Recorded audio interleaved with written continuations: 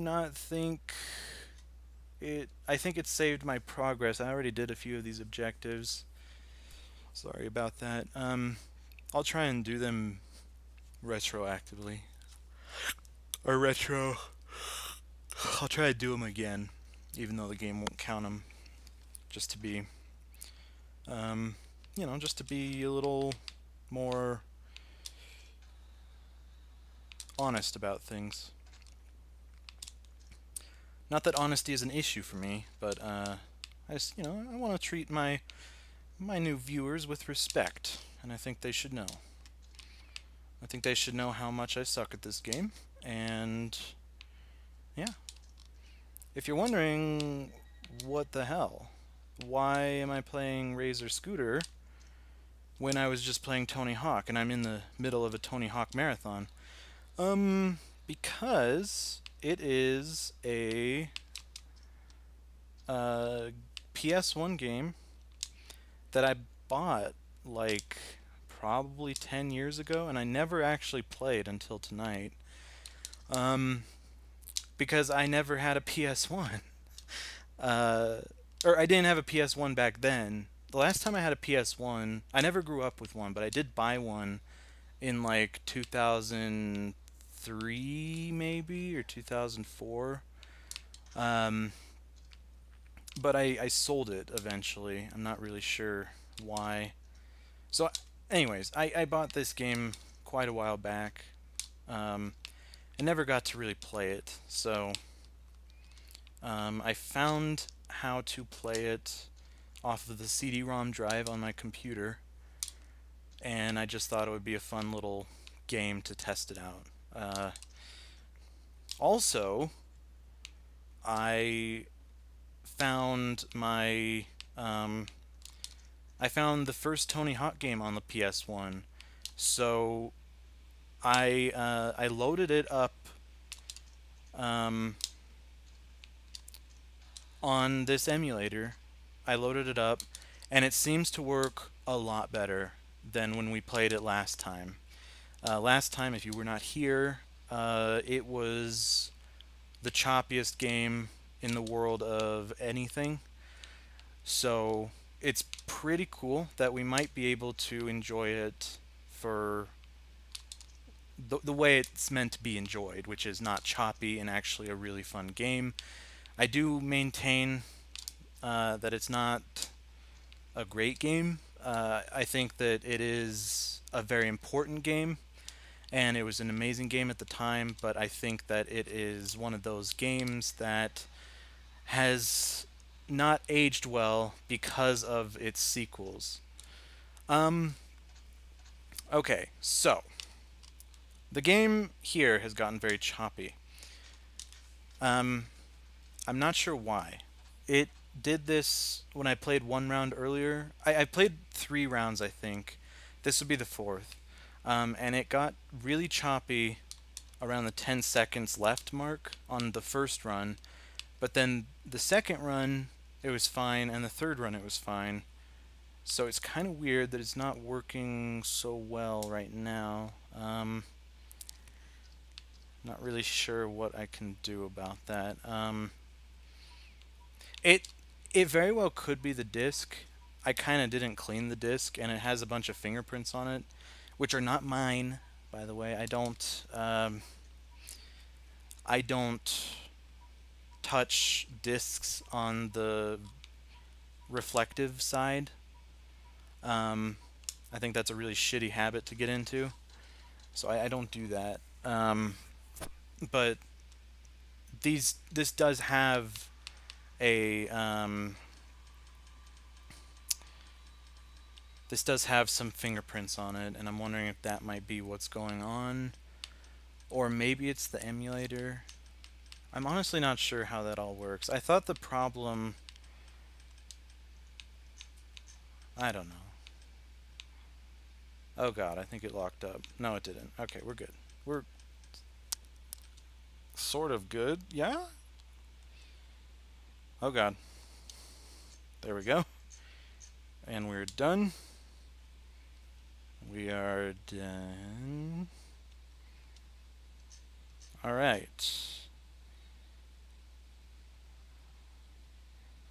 I don't think I pulled a 6,000 point combo there, but I definitely obviously got extreme score.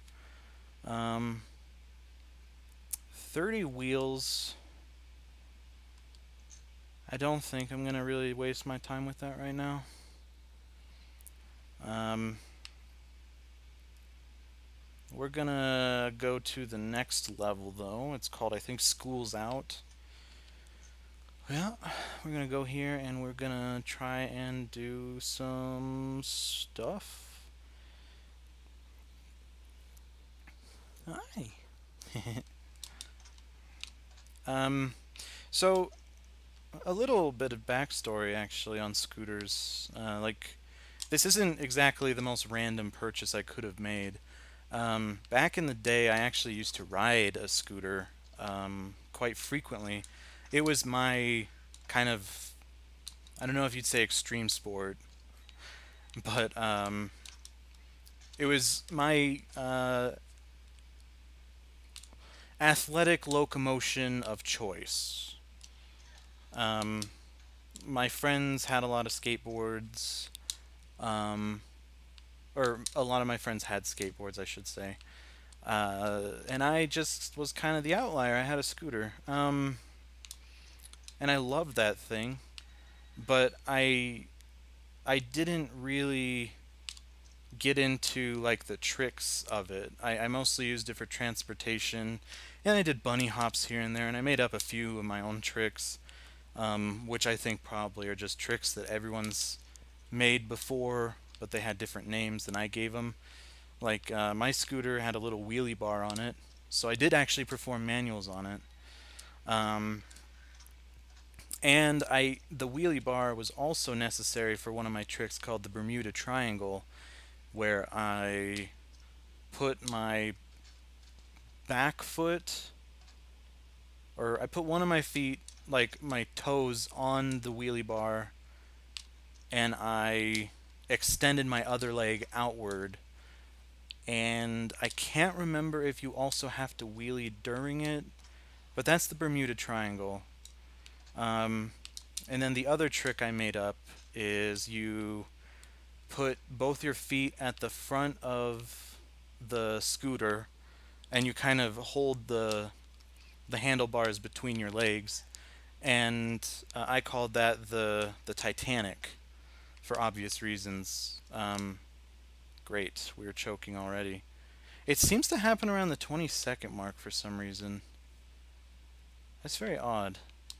Um, so you don't just put the handlebar between your legs. You also have to extend your arms outward too. Um, like the scene in Titanic where she's on uh, the boat, the front of the boat, and she extends her arms outwards. And she says something like, "She's the king of the world." Or no, that might. I haven't seen the movie in a long time, but it's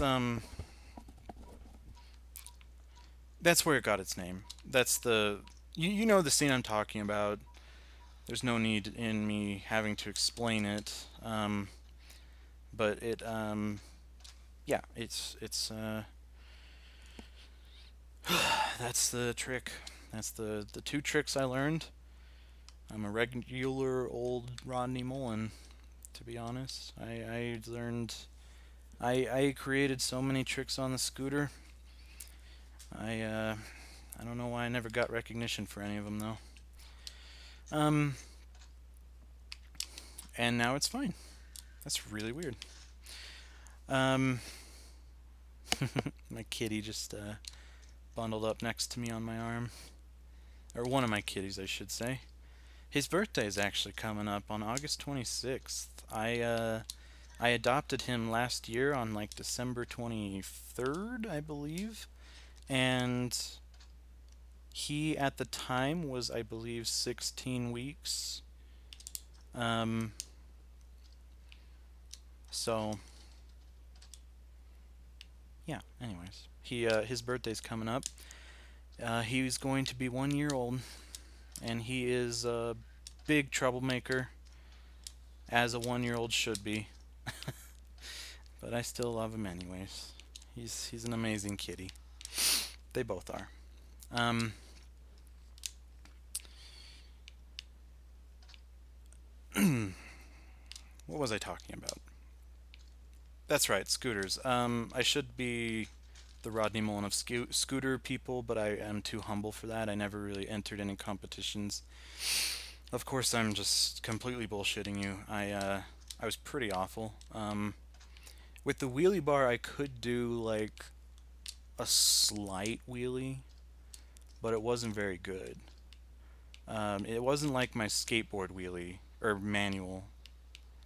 Um, I think in my prime, which means like in my prime of skateboarding, because I eventually did get a skateboard, obviously. Um, I just was more of a scooter kid back in the day. But I did have a skateboard. I broke down and got one eventually. I don't know why. I think I. No, I do know why. Of course I know why. It's because I love the Tony Hawk games and I wanted to do cool stuff like that. Um, but I, uh, I,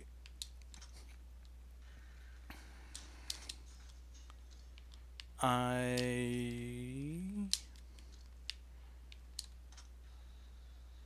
didn't learn how to do much on the skateboard. I was actually pretty terrified of it. I was scared of going at high speeds. I was a scooter kid. I needed handlebars to feel safe. And skateboards obviously don't have handlebars. That's kind of the purpose of a scooter, I think, is to let people um, kind of have the experience of a skate park and some basic tricks without the dangers of skateboarding. Now I sound like a total asshole, honestly. I don't mean to. Um, I respect, honestly, all the extreme sports. Again, scooter, not the most extreme of them, but I respect all of them. I don't think any one sport is worse than another. Like, I don't think you're stupid if you do aggressive inline versus BMX or skateboard or snowboard versus scooter or anything. Like, I don't really care about that. I'm not an elitist in that way. Um, you can do what you want, and I certainly did. But I do think that scooters, in terms of doing tricks and stuff at the skate park, not just as a means of transportation, um, they are more tailored to the people that want to um, have the atmosphere of a skate park and the tricks of a skateboard without the the inherent lack of safety that comes without handlebars, which is what a skateboard would exhibit. And yeah, so I I really loved handlebars, so I never learned how to go really fast on a skateboard without feeling like I was gonna die. Um, but geez, this took a long time to get to the point, which is something you'll notice in many of my commentaries and tangents. But eventually, usually I get to the point. And the point here is I forgot. So give me a second. I will remember. Don't worry.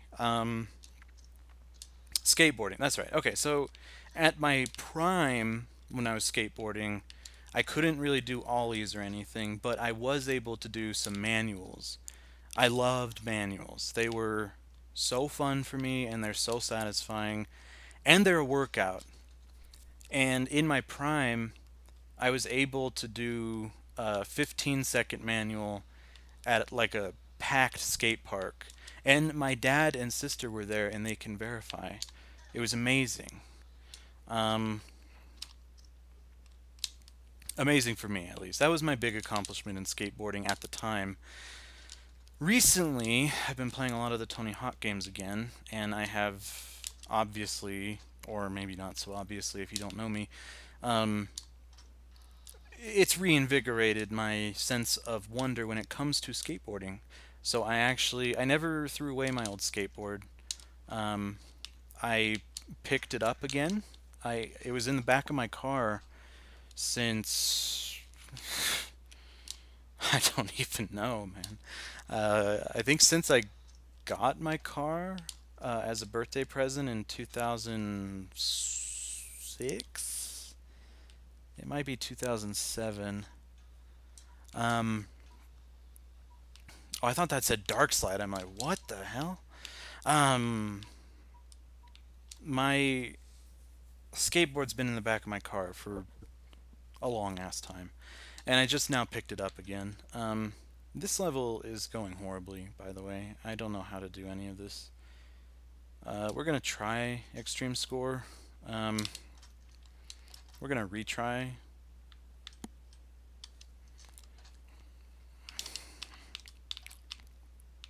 We are not gonna retry again. Um, so I picked up my skateboard again, and I've been like researching. Well, I don't know if research is the right word. I've been watching a lot of videos on skateboarding on YouTube, like Johnny Geiger. He's a favorite of mine right now. Braille skateboarding. I really like their energy and their more unorthodox approach to the skateboarding vlog, sort of. They're not really vlogs, but other than them, like Johnny Geiger even is kind of a vlogger. I've been seeing a lot of skateboard vloggers, and it's like generally it's like I don't know. There's a pattern to it. I feel like they should all spend a little more time on the skateboarding part. Johnny Geiger so far is the only one that I've seen that really spends a lot of time on the actual skateboarding elements. Other ones that I've seen, they just don't. It's not 100% skateboarding. It's like 50% skateboarding, if that. Um, and that's not really that exciting for me. I if I'm if I'm watching you do a vlog on skateboarding, I want you to skateboard. That's my whole reason for watching you. So if you are not skateboarding, what is the purpose of me watching? And I don't think a lot of those vloggers get it. I don't want to name any specific names, but I haven't had great luck with the skateboard vloggers in terms of how much time they spend on the actual topic of skateboarding, um, which is, I guess you could say that's typical of vlog culture on YouTube. There definitely is a pattern there of like an eye-catching title, and then like 5% of the video is actually dedicated to that part of the title, and it's always at a random spot. Like I don't know, Roman Atwood. He's probably the biggest name in vlogs that I know of. But it's not just him. I mean, Lance Stewart, Roman Atwood, um, basically any vlogger I've seen is just that is what they do. They do the clickbait titles or clickbait thumbnails, sometimes both, like in the case of Lance Stewart, perhaps. Um, and then you watch the video, and it's like these vlogs are like 15 minutes long, and there's only maybe 30 seconds, a minute dedicated to what the title was, what originally got you to click on it. So generally what I do with these vlogs is I scrub through them like the whole way through. Um, I scrub through every second, not every second, but like every minute or so, and usually when they talk about the big topic, it does have a cut right before that. So it's not like they're going to be talking on the screen in the same place. They're going to go to the store, and then they're going to go somewhere else, and then they'll come back home and talk about, oh, this guy got shot at the scooter park. Uh, okay.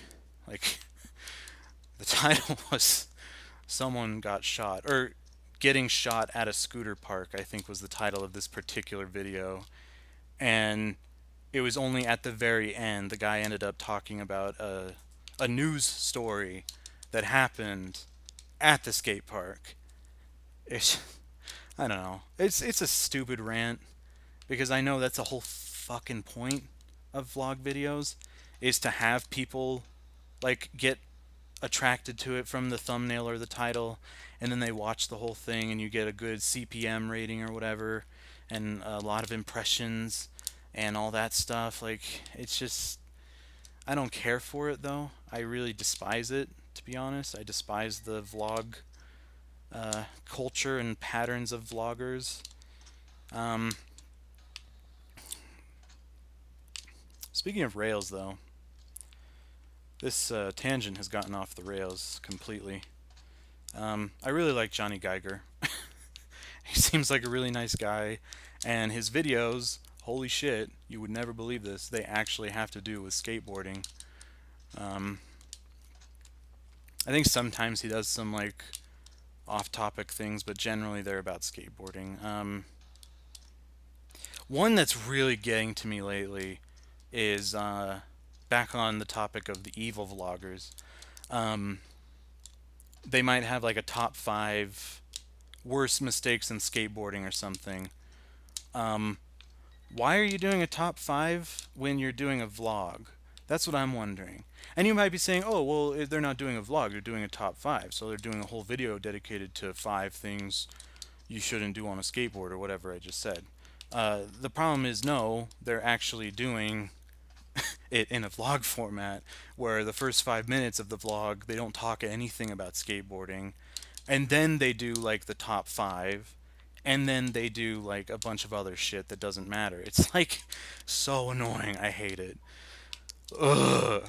Another thing I hate is this isn't about vloggers. This is actually more um, this is like everybody actually is the thumbnails lately. Um, you could have a drinking game. How often you see, like, if you take a drink every time you see a thumbnail where someone's mouth is open, you are going to be wasted within 5 minutes of browsing YouTube.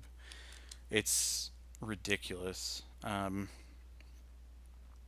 were actually pretty close to that grind. That's too bad. Um, I don't know what the big mouth thing is, or open mouth thing. Um, I'm not sure where it started or why it started. I think it actually started on the App Store or the Android Marketplace or whatever, Google Play Store, with stuff like Clash of Clans. Like if you look at the top 10 apps on those, or top 10 games on those app stores right now, I'm guaranteeing you 9 out of 10 of them is going to have a character that has an open mouth. And I swear to God, Clash of Clans started this, and it is so annoying, and now it's bled into the thumbnails of YouTube. I mean, even YouTubers I love are doing it, like Linus Tech Tips and Good Mythical Morning, even they're doing it. And that just annoys me. It's like, I know Linus did a video on this. He was like talking about the clickbait thumbnails. Um, and he said it's, or no,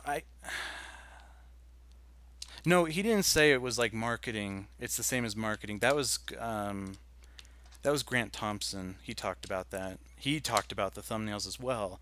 But he had a good analogy for it. He was talking about, oh, it's just like if you're selling a house, um, you want it to look good. You want to repaint the outside so you give a good first impression. You want people to be attracted to it. And that made sense to me, but it doesn't make it any less annoying. Linus, I don't think he really rationalized it in any way except to be honest with you that it's just how YouTube is going right now. It's how people watch videos. Which I understand that, I guess. It's just annoying and it's too bad that I I don't want to say he has more scruples than that, but I do feel like it's beneath him to do those kinds of clickbait thumbnails but they're rampant. I mean, everywhere on all these channels that I like. It's so annoying. Oh man, I don't think we're gonna get close, but I don't think we're gonna make it. Oh, what the hell happened? I jumped up off the fucking rail or something. I don't even know. Um, yeah, sorry about that, guys. That was just a rant on YouTube and clickbait and everything. But back to my history with skateboarding. Um,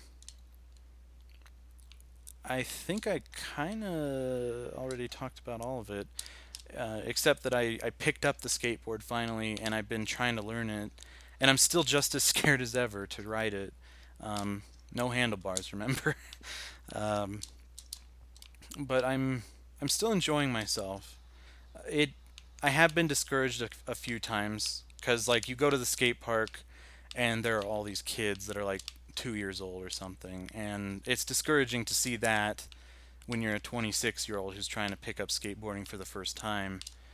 Um, it's discouraging to be sure, but I've talked to people about it and they're like, that's actually my exact story too. I used to skateboard back in high school. I dropped it and now I'm 26 years old and I am skateboarding again and I'm learning it too. It's like it's really nice to hear that. It's nice to hear about those that similar experience, so I don't feel completely alone and pathetic. um, as far as what I've learned on the skateboard, nothing really. I learned that I'm horrible at switch. I learned that I am terrible at fakie. I learned that I am horrible at manuals. Um, and I still cannot goddamn ollie. But, and there is a big but, I am enjoying the experience to a point.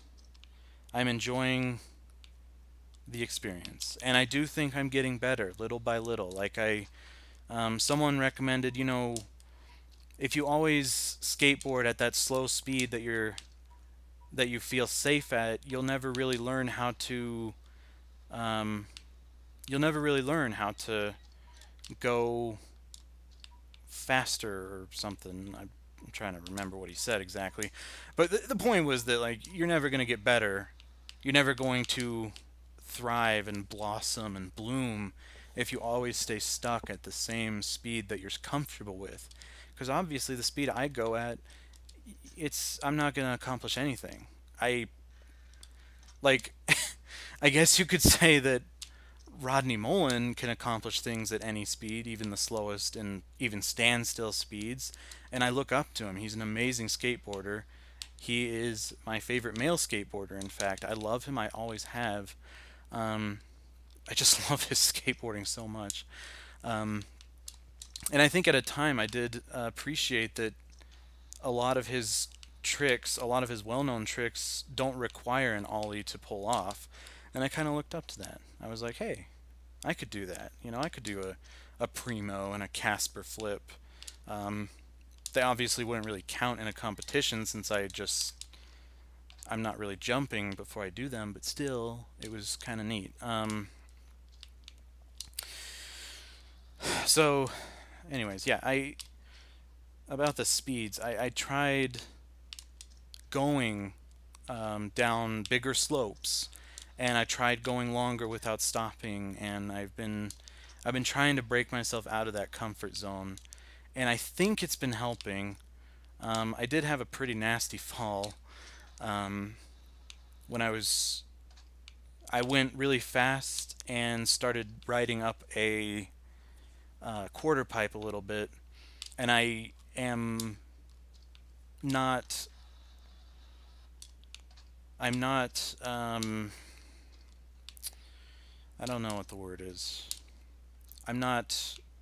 Shit, the word was there, and I couldn't find it. I mean, I couldn't grab it in time. Um, I am ill equipped to deal with that situation, and I ended up just falling flat on my back. And I hurt my elbow. I'm not even sure what happened. Like, if you look at my elbow in the mirror or something, it doesn't look like it's hurt. But every once in a while, I'll lay it down a certain way, and it's just a sharp pain. Not really sure what that's about, and it kind of concerns me. But anyways, aside from that, I feel like I'm getting a little better, at least with dealing with the stress of going really fast, um, which is important. Um, I want to get better. I want to get faster. I just want to become a better skateboarder, you know? And I think that little bit helps. That little bit that that guy told me about really helps. And I think that's a good metaphor for life, honestly. Um, if there's something that scares you, push yourself, I guess is the meaning of this. Kind of push yourself to do it. Like, you want to talk to that girl. Okay, do it. I'm a terrible example of that because I'm fucking terrified for no reason to talk to girls. But, I guess the. Uh, in a roundabout way, I guess I'm saying that life is too short to be afraid of everything. I've been afraid of everything for, well, about 26 years. Um, and it's only now that I'm realizing how much time I have kind of wasted on standing in the background, not experiencing anything. I'm observing, sure, and that's cool. You can still get memories from observing things from afar, but I feel like to really live life to its fullest, which is obviously that's completely subjective. You know, what does it mean to live life to its fullest? But I believe that to live life to its fullest, um, in my opinion, you need to experience things because everyone can watch a movie about snorkeling or whale diving or whatever people do outside of video games. I don't know. You can watch a movie about that. And everyone can. Everyone can. I mean, everyone's comfortable watching a movie about a guy that dives right next to a whale. But I don't know if you can really say that everyone has done that. Not everyone has dove into the depths of the ocean to swim with the whales. But if you did, you'd probably be the only person in your group that did that. And how special would you feel? And how exhilarating of an experience would that be? I'm not I'm not really, again, not the best example to follow. I say all this, okay, but it's revelations that I've had over the last few months is I've been observing life, but I haven't really been living it. I've been stagnating. I haven't been flourishing. I think that's kind of a thing that everyone goes through, really. That uh, that idea that you're struggling to really make a name for yourself in the world or something. Um, you're struggling to make the world worth it or life worth it. Um, like, what are you doing that no one else has done? For me, that's nothing. Literally nothing. But I still am trying to enjoy life. And I feel like this skateboarding is kind of becoming a gateway to exploring my boundaries as a person and in life. Like, it's becoming a metaphor for my life as well, but it's a great, like, kind of barometer of my life too, and how I deal with life and how I need to just enjoy it more. Um, I mean, literally, the worst place to be talking about this is on Twitch, but I still felt it necessary to kind of like, I don't know, expound upon some uh, existential musings that have crept into my mind as of late. Um, but back on this game, it's not very good. I did wait quite a long time for this, and I am not having fun. But at the same time, it's it's still amusing. Like I'm wondering how many of these tricks I could do. In fact, what if I picked up my scooter again? That would be awesome. Sort of. For some people. For others, it would be a fucking nightmare, but I don't really care about that. Sort of. You really can't care about what people think. I know everyone says that, but I think deep down, kind of a lot of people still do think that. Think about what people think of them. Um, I don't really have any advice there. I am the same way. I say, like, I think everyone knows you're not supposed to let other people dictate how you live, but deep down, a lot of those same people can't really figure out how to practice that ideology, and I am absolutely one of them. But I'm trying. Like, I don't know. I think playing this game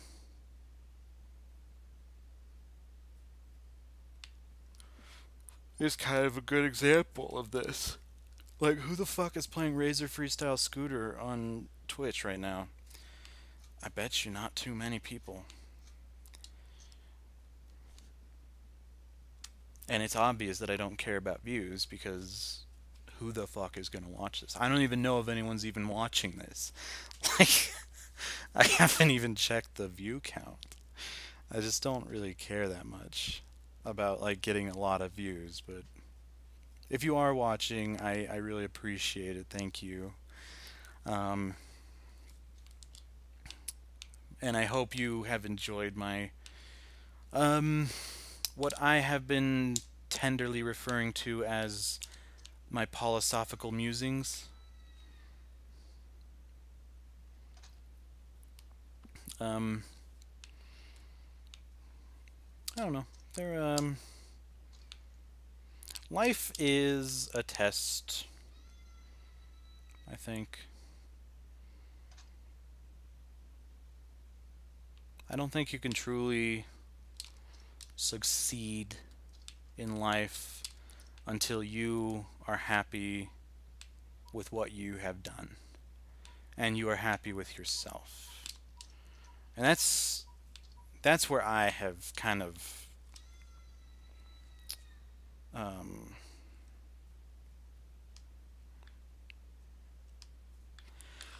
that's where I kind of have stagnated. Is that part right there? It's just being happy with yourself. I don't know. Some people say I open up too easily. That's probably true. But at the same time, if someone else doesn't, if no one else is talking about it, like, yeah, that might mean it's inappropriate, but maybe it just means they're uncomfortable too.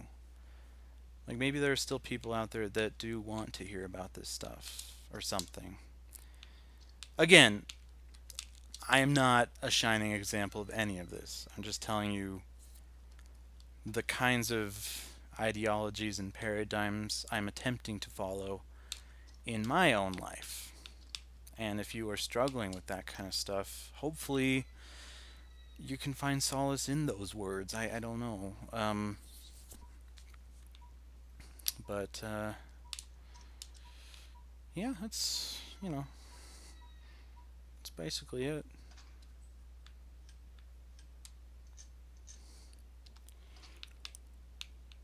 Ugh, that's basically it. Um, you might be saying, "Hey, Paul, you're way past your bedtime, and you are correct. I am, but I kind of want to get all these fucking wheels first. I want to save my friend from the big ass robot or something. This level is a piece of shit.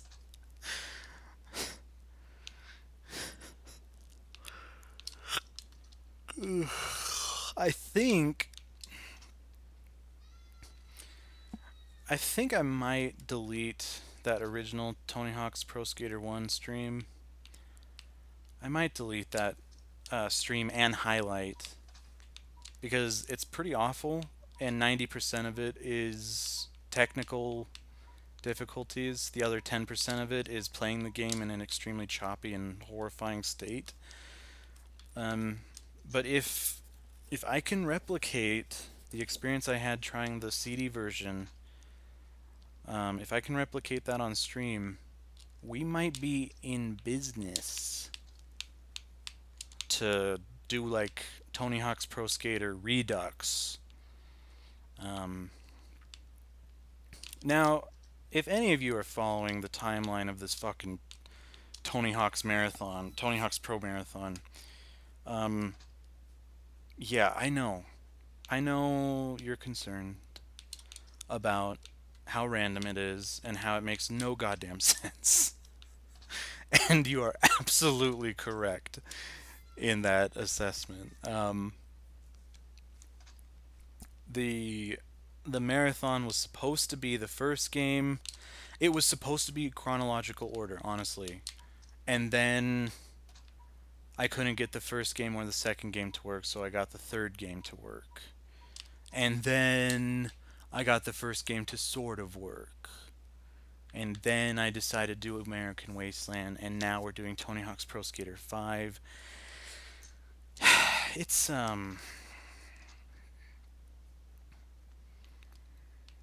it's just it's so random. I hope no one expected like some I love the scream. That makes me sound horrible. I'm sorry about that. Um, I I hope when I brought up this marathon to everyone, I hope no one went in with the expectation that it was going to be very professionally done and curated chronologically. Like that's obviously not gonna happen. Um, I don't know. I don't know what we're gonna do. I'm not canceling it or anything, but I am wondering if I could maybe do a couple things different. Maybe. Oh jeez. Oh man, that was actually pretty close. Um, I'm wondering how I could do things a little differently. So maybe we will do a redux. I don't know. Or we will keep doing this random ass marathon that has no rhyme or reason or direction.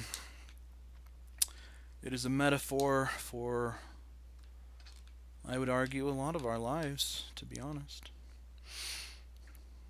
But I'm not going to get into that again because I feel like one segment of Paulosophical Musings is enough for one Twitch stream. Um,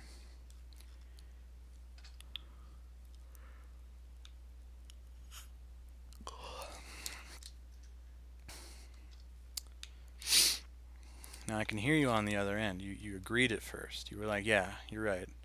Only one moment of existential crisis per stream, Paul." But now, what do I talk about? There's nothing to talk about. If I can't talk about my existential crises, what is there to talk about? The game? You want me to start talking about the game? That's impossible. It's absolutely impossible. It's actually a pretty contentious topic for my friends because when everyone is playing games, um, even when I'm playing games with them, they're really into those games, and I'm not. I kind of just talk about a lot of random shit that they probably, let's be honest, don't really give a shit about. Um, I think that's where this Twitch thing kind of started. Like, no offense to them, of course, but I get the feeling that they would prefer the Paulosophical musings to be dictated on their own time as opposed to being forced to listen to me. So that's everyone's choice now. If you want to listen to me talk about existential crises and the meaning of life, you can click on the stream, and it's amazing. Wow. Okay. Okay. But if you don't want to, then you don't watch the stream. It's that simple. It's easy. And I hope that they appreciate that. I'm giving them that freedom of choice. And if they never watch the stream, that's okay. If they never watch it, I'm fine with that. Um,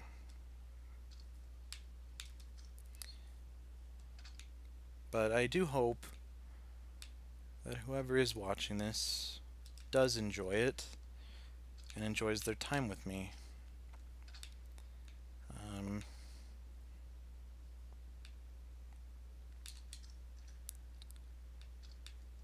that would be nice.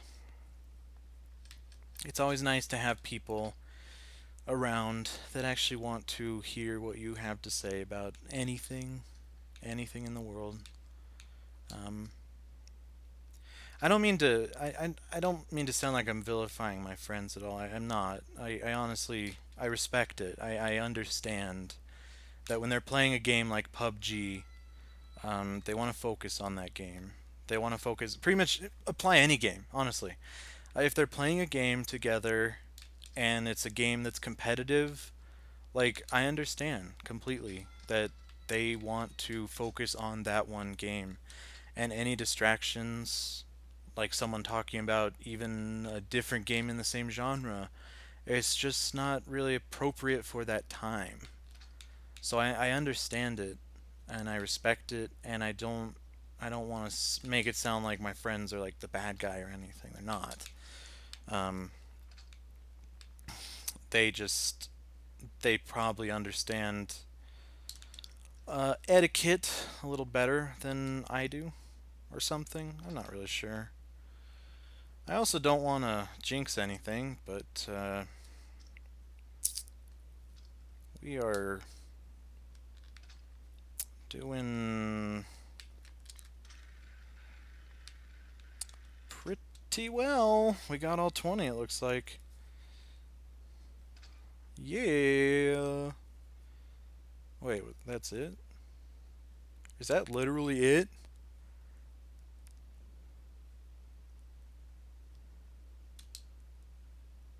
Are you fucking serious?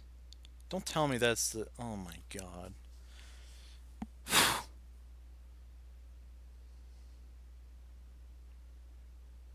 Well, we got Daryl. Daryl is free. Yay! Yay, Daryl! Alright, I'll be honest. I'm having a little fun with this game. Um, feel bad for anyone who paid full price for it, though, back in the day, because, what you have here, 3 levels with 6 goals each, and then a bonus level. Oh, wait, no, it says challenge level 1. Sky Fortress 1. I wonder if you play as the other kid, maybe. Oh! Hold on. Is this game a little bigger than I thought? No. I'm not. I'm not sure. Let's see. Can okay. Sky Fortress One. Um, we're gonna see if we can replicate that last amazing run.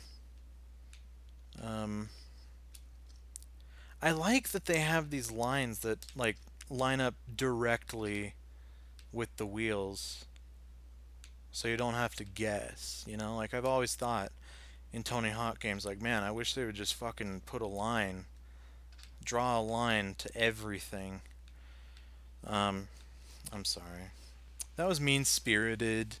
I do actually like that, especially in this level where you kind of need precision because it seems like the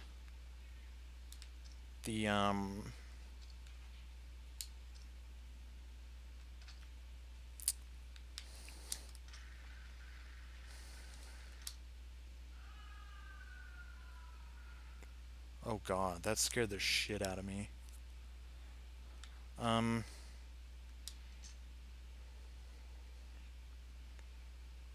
that scream or whatever.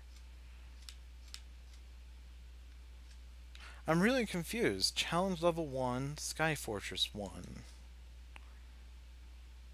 Maybe if you play as Chad, you get a different story mode? Maybe? Does it depend on the scooter color? That'd be racist, but it might be it. I don't know. We'll see. No.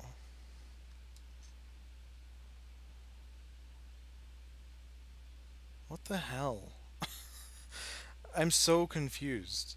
I'm disappointed and I'm confused. Why the hell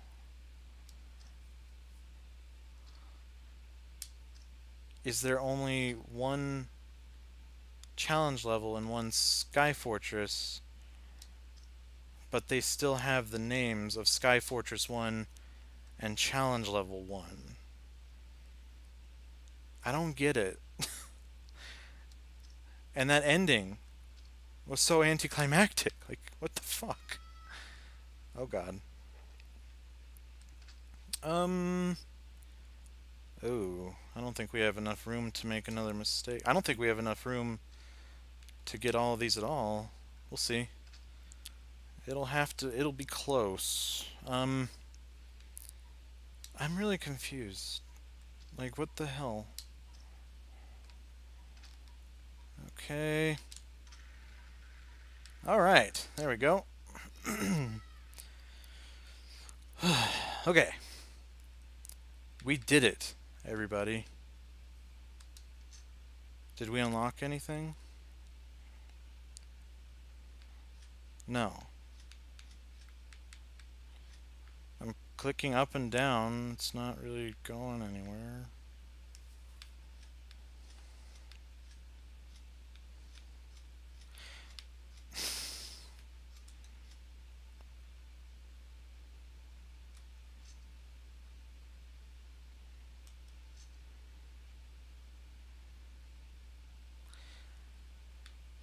What? I'm just so confused.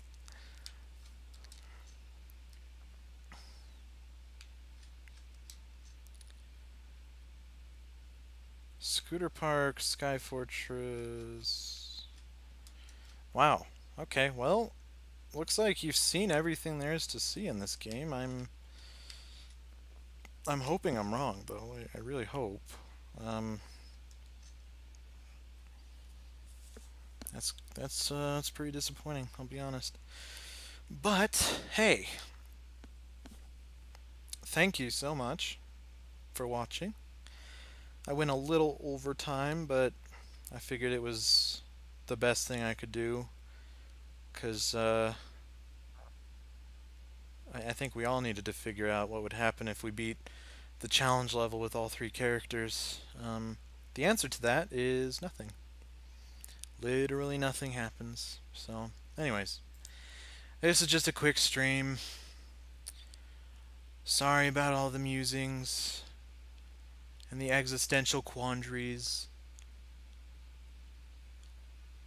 But you know what? I'm not sorry, actually. I think those were important bits of information, and I think they apply to everyone. So, all right, I will see you guys later. The kitties and I say good night.